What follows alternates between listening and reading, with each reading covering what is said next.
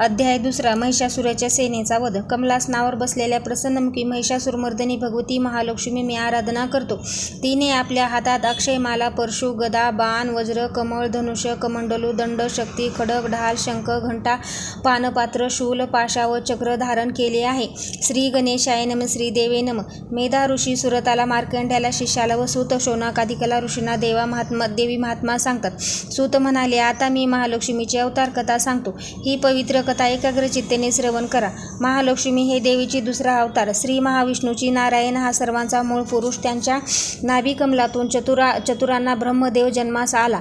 ब्रह्मदेवाला एकूण 10 पुत्र. त्यांची नावे अशी: मिरची, अत्री, अंगिरा, पुलस्ती, पुलह, ऋतो, भृगा, वसिष्ठा, नारद व दक्ष. मिरचीपासून कश्यपाचा जन्म झाला. कश्यपापासून हिरण्यकश्यपूचा झाला. अनुराधा हा प्रल्हादाचा भाऊ. हा अनुराधा अत्यंत उन्मत्त होता. हा एका महिषाच्या ठिकाणी रत झाला.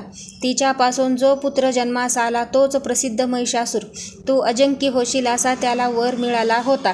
त्यामुळे उन्मत्त झालेल्या त्या महिषासुराने असुर सेना जमा करून देवांशी युद्ध सुरू केले. ते देवापासून युद्ध 100 वर्ष चालू होते. महिषासुराने देवांना अगदी त्राहीमाम करून सोडले. इंद्राने युद्धातून पळ काढला. महिषासुराने इंद्राच्या ऐरावत हिरावून घेतला. मग तो स्वतःच स्वर्गाचा राजा इंद्र झाला. अष्टदिग्पाल 10 दिशा पळून गेले. तो महिषासूर नाना रूपे धारण करून स्वतःच दिग्पाल झाला. तो चंद्र, सूर्य, अग्नी, होनी, पृथ्वीवर प्रकाश पाडू लागला. तो मेधा बनवून पाऊस पाडू लागला. सगळे दिग्पाल लपून बसले. महिषासुराला इंद्र परत प्राप्त झाले. देवांचे सगळे ऐश्वर्य लयाला गेले. त्या सगळ्यांना अगदी दैन्यावस्था प्राप्त झाली. पराभूत झालेले सगळे देव ब्रह्मदेवाला शरण गेले. परंतु ब्रह्मदेव काही उपाय सुचेना. मग सगळे देव ब्रह्मदेवाला पुढे घालून महादेव व विष्णू यांच्याकडे गेले. त्यांनी हरिहरांना वंदन करून त्यांना महिषासुराची सगळी हकीकत सांगितली. महिषासुराने देवांचे सगळे अधिकार हिरावून घेतले. त्यामुळे अत्यंत दीनदुबळे झालेले सर्व देव मृत्यूलोकात भटकत असल्याने सांगून आता आपणच त्या दैत्याचा वध करावा असे सांगू लागले. सर्व देवांनी आपले दुःख सांगितले असता हरिहर प्रलयाने कृतांतप्रमाणे खवळलेले, क्रुद्ध झालेले विष्णूंच्या मुखातून तेज बाहेर पडले. ब्रह्मदेव, शंकर व इतर सर्व यांच्याही मुखातून भयंकर तेज बाहेर पडले. ते सर्वांचे तेज एकत्र मिळाले. त्यामुळे ते पेटलेल्या पर्वतासारखे दिसू लागले. त्या तेजाने 10 दिशा व्यापून गेल्या. तो तेज कुणाचाही डोळ्यांना सहन होईना. त्या तेजातून एक स्त्री प्रगट झाली. तीच अवघ्या त्रिलोक्याची जननी जगदंबा. अंबा भवानी तीच हरिहरांची जननी. आपल्या भक्तांच्या कार्यासाठी त्याचे संकट नाहीसे करणारे तिने अवतार घेतला असे वेदांनाही म्हटले आहे. शंकराच्या तेजापासून त्या देवीचे मुख निर्माण झाले. यमाच्या तेजापासून तिच्या ठिकाणी केस निर्माण झाले. विष्णूच्या तेजापासून हात निर्माण झाले. चंद्राच्या तेजापासून स्तन निर्माण झाले. तेजापासून कटी प्रदेश निर्माण झाला. वरुणाच्या तेजापासून मांड्या व पोटऱ्या, त्याचप्रमाणे पृथ्वीच्या तेजापासून नितंब निर्माण झाले. ब्रह्मदेवाच्या तेजापासून 2 पाय व सूर्याच्या तेजापासून पायांची बोटे प्रगट झाली. वसूंच्या तेजापासून हाताची बोटे व कुबेराच्या तेजापासून नासिक प्रगट झाले. प्रजापित्याच्या तेजापासून त्या देवीचे दात, अग्नीच्या तेजापासून 3 नेत्र प्रगट झाले. स्वध्येच्या तेजापासून भोय, वायूच्या तेजापासून कान प्रगट झाले. अशा रीतीने सर्व देवदेवतांच्या तेजापासून कल्याणमयी देवी प्रगट झाली. सर्व देवदेवतांच्या तेजापासून प्रगट झालेल्या देवीला पाहून महिषासुराचा छळाने त्रासलेले सर्व देवदेवता अतिशय आनंदित झाले. मग दैत्याच्या वधासाठी भगवान शंकरांनी आपल्या शूळापासून एक शूळ काढून तो देवीला दिला.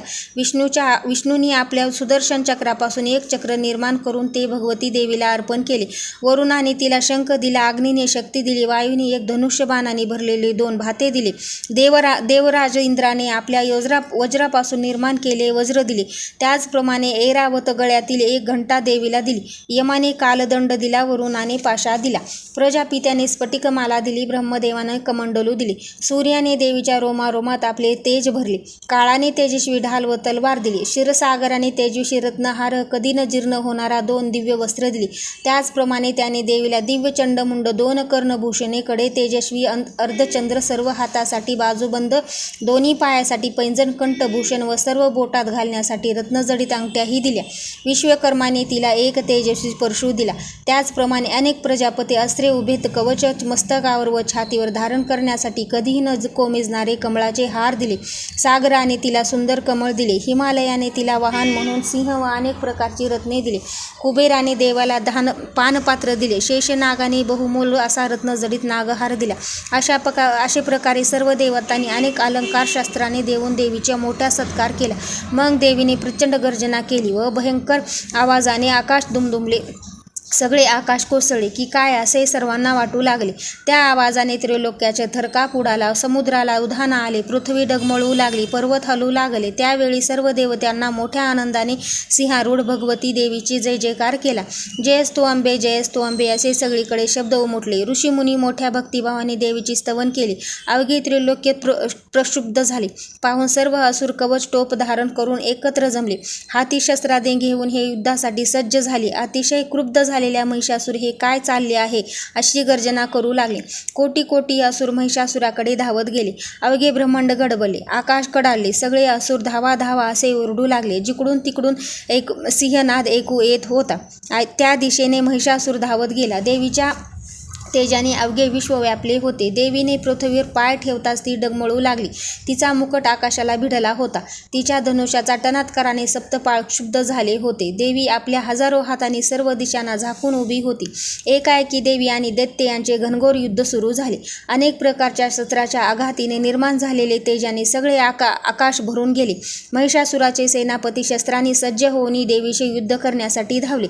चक्षुर नावाचा एक मोठा असुर महिषासुराचा सेनापती होता. तो देवीशी मोठ्या द्वेषाने युद्ध करू लागला. चामकर आणि एक सेनापती दैत्याची चतुर सेना घेऊन युद्ध करू लागला. उद्गर नावाचा महादैत्य 60,000 रथीसह देवीशी निकाऱ्याचे युद्ध सुरू केले. महामनु नावाचा दैत्य 1 कोटी रथींना बरोबर घेऊन युद्धाला प्रवृत्त झाला. असिलोमा नावाचा महादैत्य 1 कोटी रथींना बरोबर घेऊन झुंज देऊ लागला. भाष्कळ नावाचा दैत्य 60 सैन्यासह युद्धाला आला. परिवारिस नावाचा दैत्य अग्नित हत्तीस्वार घोडेस्वार व रथी यांना घेऊन युद्ध करू लागला. बिडाला नावाचा दैत्य अग्नित सेना घेऊन युद्धाला सरसावला. अशा प्रकारे कोटी कोटी रथ हत्ती घोडे पायदळ घेऊन महिषासूर देवीशी मोठ्या त्वेषेने लढू लागले. दैत्याने देवीवर असंख्य खडग परशु पट्टीश पाशा फेकला. परंतु देवीने आपल्या शस्त्रज्ञांनी दैत्याची सर्व शस्त्रे तोडून टाकली. अत्यंत क्रोधाने युद्ध करीत असलेल्या चंडिका देवीच्या मुखावर थकवा किंवा श्रम काही दिसत नव्हते. देवता आणि ऋषीमुनी देवीचे स्तवन करीत होते. मग भगवती दैत्यावर शस्त्रांचा वर्षाव करीत होती. देवीने वाहन असलेले सिंह अत्यंत क्रोधाने असुर सेनेत घुसून त्यांना सपासप ठार मारित होता. अग्नी जसा गवत जाळून टाकते त्याचप्रमाणे तो सिंह असुर सेना फाडशा पाडीत होता. रणभूमीवर असुरांशी युद्ध करीत असलेल्या देवीच्या प्रत्येक निश्वासातून असंख्य सैनागण निर्माण होत होते. अनेक शस्त्रज्ञांनी असुरांशी युद्ध करीत होते. ते नागारे वाजवीत होते. शंखध्वनी काढीत होते. देवी शत्रुल गदा शक्ती खडग इत्यादींना हजारो महादैत्याचा संहार केला. प्रत्येक असुर घंटेच्या भयंकर आवाजाने बेशुद्ध पडून ठार झाले. देवीचे अनेक असुरांना पाषाणाने बांधून जमिनीवर आपटून ठार मारले. अनेक असुरांचे देवीचे तलवारीने तुकडे तुकडे झाले. असंख्य असुरांना देवीच्या गदाघाण्याने चेंदामेंदा झाला. कित्येक असुर देवीच्या मुसळाच्या तडाख्यात रक्त ओकून मेले. कित्येकांचे पाय तुटले, डोके फुटली, मुंडकी तुटली. मुंडकी तुटून पडलेले दैत्य तशाही स्थितीत हातात शस्त्रे घेऊन देवीशी युद्ध करीत होते. त्यावेळी रणदंद्यात दनादना होती. थांबा थांबा अशी गर्जना करीत दैत्य देवीला युद्धाचे आव्हान देत होते. त्या युद्धात असंख्य असुर ठार झाले. हत्ती घोडे रथ सगळे काही नष्ट झाले. त्यामुळे पृथ्वीवर पाय ठेवायची जागा नव्हती. जिकडे तिकडे असुरांचे प्रेत पडले होते. रक्ताच्या नद्या वाहू लागल्या. त्यातून असुरांचे प्रेत वाहून जात होते. बघता बघता देवीने असुरांना पूर्ण संहार केला. देवगण देखील स्तवन करू लागले. आकाशातून देवीवर पुष्पवृष्टी सुरू झाली. अशा प्रकारे असुर सेनेना वधासाठी महालक्ष्मी प्रगट झाली. आदिशक्ती हा दुसरा अवतार समजावा. पुढील 2 अध्यायात महालक्ष्मी अवतार कथा सांगितली जाईल. देवीच्या या चरित्र श्रवणाने सर्व संकटे नाहीशी होतात. सर्व बांधाचे निरासन होते व सर्व मनोरथ सिद्धीला जातात. सप्तशती जे सांगतेले आहे तेच येथे वर्णिले आहे. सर्व कीर्ती करविता ही आदिशक्ती जगदंबा तिने जसे बोलावले तसेच वर्णन केले. त्या जगदंबेला नमस्कार. श्री मार्कंडेय पुराणाच्या सर्वमानिक मनवत्तरातील देवी महात्म्यातील महिषासूर सेनाचा 9वा नावाचा 2रा अध्याय समाप्त. श्री जगदंबार्पणस्तु. शुभतु भवतु.